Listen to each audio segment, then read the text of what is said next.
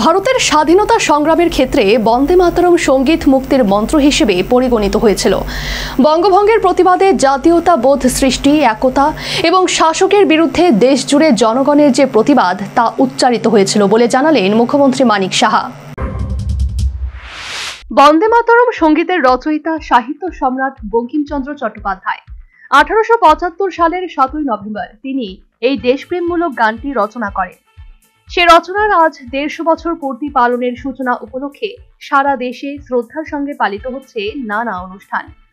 গানটি ভারতের স্বাধীনতা আন্দোলনের প্রেরণার প্রতীক হিসেবে বিশেষ তাৎপর্যবাহী। আক্ষরিক অর্থে শুক্রবার থেকে গোটা দেশের পাশাপাশি রাজ্যেও বন্দে মাতরম সঙ্গীত রচনার 150 বছর পূর্তি পালনে নানা অনুষ্ঠান শুরু। এদিন রাজ্য সচিবালয় প্রাঙ্গণে রাজ্যভিত্তিক অনুষ্ঠান পালিত। এক্ষেত্রে প্রধান অতিথি হিসেবে উপস্থিত ছিলেন মুখ্যমন্ত্রী মানিক সাহা। এছাড়াও উপস্থিত ছিলেন মুখ্য সচিব জে.কে. সিনহা, তথ্য ও সংস্কৃতি দপ্তরের সচিব পি.কে. চক্রবর্তী সহ বিভিন্ন দপ্তরের সচিব ও আধিকারিকবৃন্দ। এই অনুষ্ঠানে আকর্ষণের কেন্দ্রবিন্দুতে ছিল রাজ্যের 150 জন শিল্পীর সমবেত কণ্ঠে পরিবেশিত বন্দে মাতরম সঙ্গীত।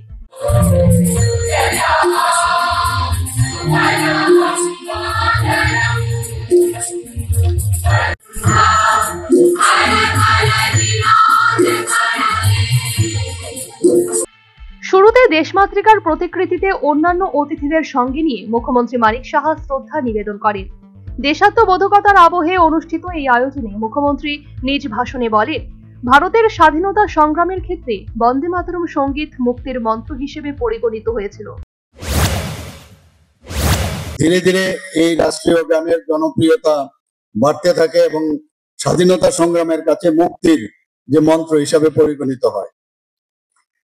1905 সালে বঙ্গভঙ্গের সময়কালে বন্দে মাতরম রাষ্ট্রীয় সঙ্গীত হিসাবে গাওয়া হয় এবং এই সময়ে রাষ্ট্রীয় গানটি বঙ্গভঙ্গের বিরুদ্ধে একটি গুরুত্বপূর্ণ যে ভূমিকা গ্রহণ করে।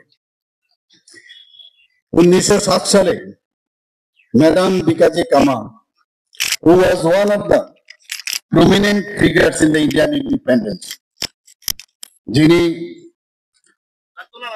প্রথম ভারতের বাইরে যেখানে ইন্টারন্যাশনাল সোশ্যালিস্ট কনফারেন্স এট স্টুটগার্ট, জার্মানি, এই যে ত্রিবর্ণ রঞ্জিত পতাকা উত্তোলন করেন এবং সেখানে এই পতাকায় বন্দে মাতরম শব্দটি লেখা ছিল। শুধু তাই নয়, আজাদ হিন্দ সরকারের ঘোষণাপত্রের সময়ও বন্দে মাতরম রাষ্ট্রীয় গানটি গাওয়া হয়েছিল বলে জানালেন মুখ্যমন্ত্রী। আজাদ হিন্দ সরকারের ঘোষণাপত্রের সময়ও বন্দে মাতরম রাষ্ট্রীয় গানটি গাওয়া হয়েছিল। 1950 সালের 24শে জানুয়ারি স্বাধীন ভারতের তৎকালীন যিনি প্রথম আমাদের রাষ্ট্রপতি ডক্টর রাজেন্দ্র প্রসাদ গণপরিষদ, একটু আগে আমরা এখানে স্ক্রিনেও আমরা দেখতে পেয়েছি, একটি বিবৃতি দিয়েছিলেন। তিনি বলেছিলেন, স্বাধীনতা সংগ্রামে বন্দে মাতরমের যে গুরুত্বপূর্ণ ভূমিকা, তার পরিপ্রেক্ষিতে রাষ্ট্রীয় সঙ্গীত বন্দে মাতরম, জাতীয় সঙ্গীত জনগণ মন। ব্রিটিশ শাসনকালে বঙ্গভঙ্গের প্রতিবাদে জাতীয়তাবোধ সৃষ্টি, একতা এবং শাসকের বিরুদ্ধে দেশজুড়ে জনগণের যে প্রতিবাদ তা বন্দে মাতরম সঙ্গীতের মাধ্যমে উচ্চারিত হয়েছিল বলেও তিনি নিজ ভাষণে জানিয়েছেন। সম্মানিত হবে। ব্রিটিশ শাসনকালে বঙ্গভঙ্গের প্রতিবাদে জাতীয়তাবোধ সৃষ্টি, একতা এবং শাসকের বিরুদ্ধে দেশ জুড়ে যে জনগণের প্রতিবাদ এই বন্দে মাতরমের মাধ্যমে উচ্চারিত হয়।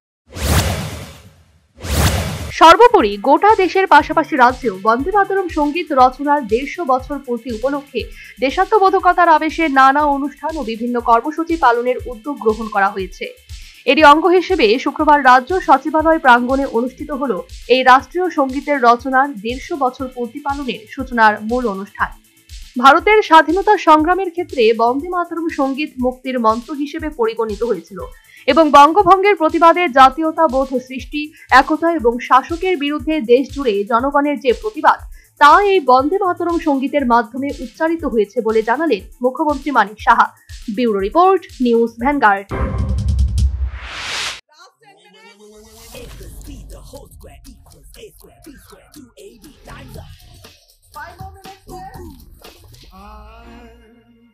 so much time and peace of mind. Life's feeling fine. My time to shine. At SIP Abacus, we build math foundation and improve academic performance. SIP Abacus,